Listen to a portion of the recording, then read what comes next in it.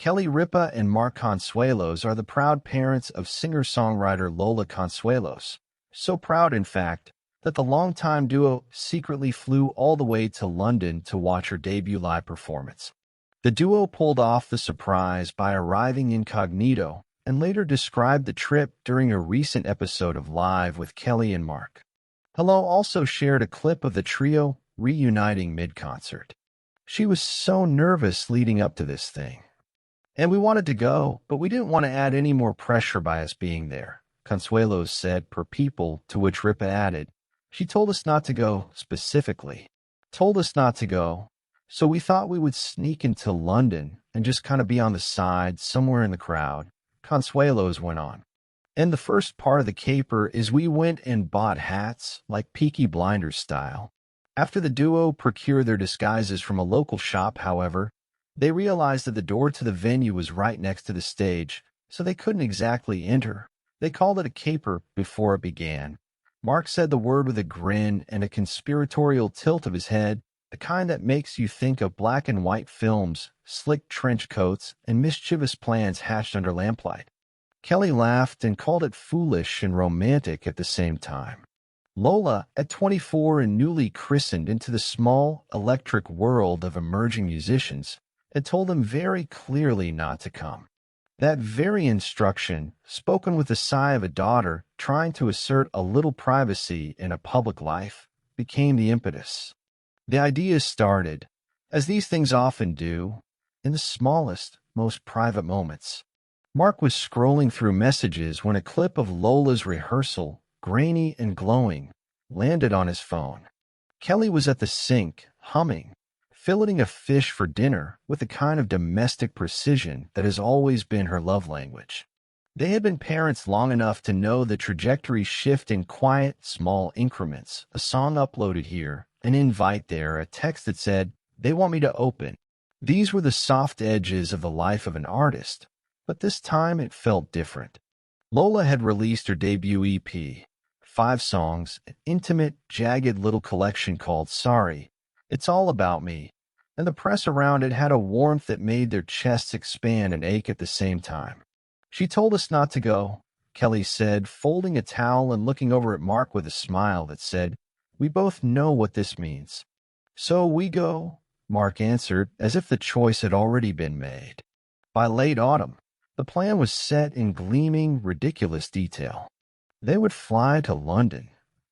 They would enter a tiny venue where Lola would perform for the first time in front of a live audience. They would hide in plain sight. They would watch their daughter from off stage, and, if the moment presented itself, they would step out and surprise her in a way that felt more like a hug than a publicity stunt.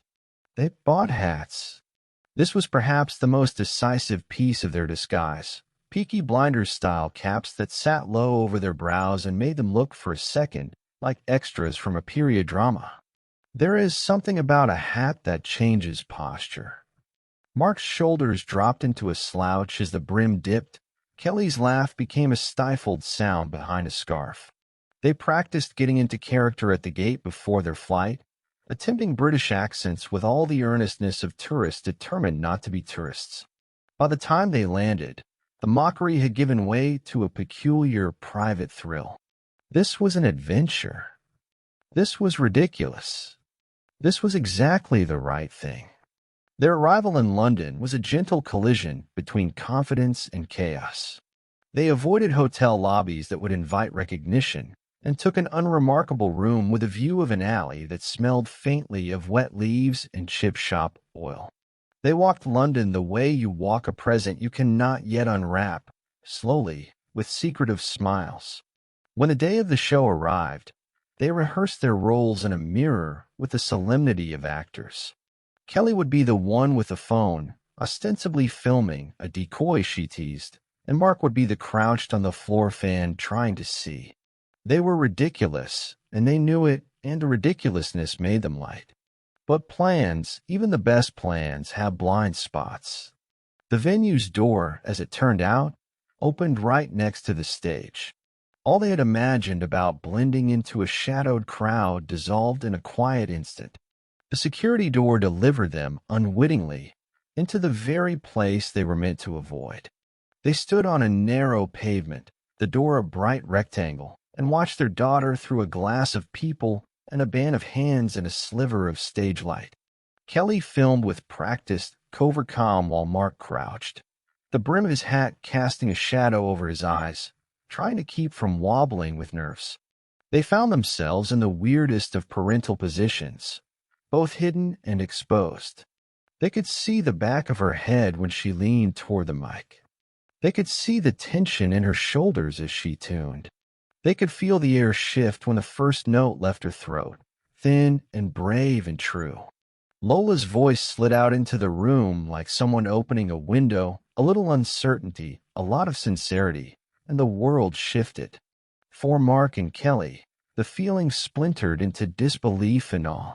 For Kelly, tears came quick and unscheduled. For Mark, his hands found each other and stayed clasped because moving them felt like breaking a sacred hush. Lola, for her part, walked on stage with a kind of careful determination, the sort that looks outwardly composed and inwardly humming with butterflies. She had spent weeks practicing these songs in hotel rooms, in small studios, in the creased back room of cafes where the staff drank the coffee and left the light on for anyone needing a place to be alone. The EP was a private excavation given shape and chord progression.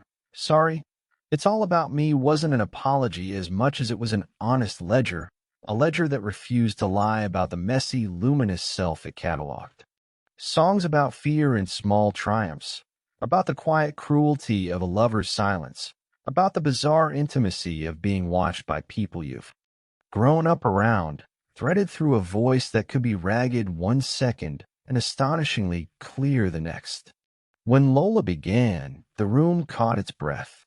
The opening song was the one that had turned heads online, Paranoia Silver Lining, a compressed, aching suite of lyrics that shifted between humor and heartbreak like switches on a dimmer.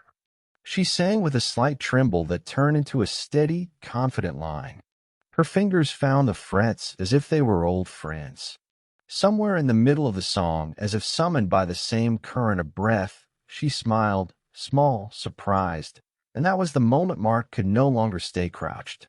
Kelly's filming became less a pretense and more a record.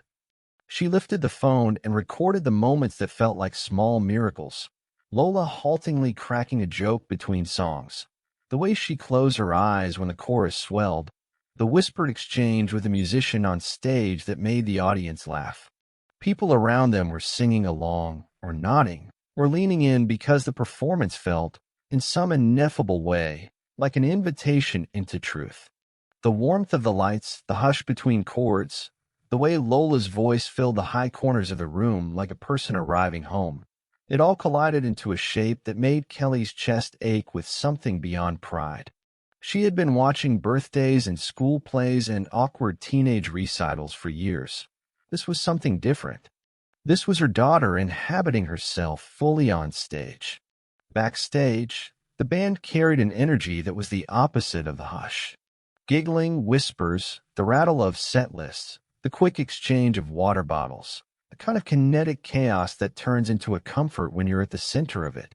Lola had friends hunched around her, young artists with guitars and big hair, doing the thing they did with each other, reminding themselves out loud that they were capable of more than the day allowed.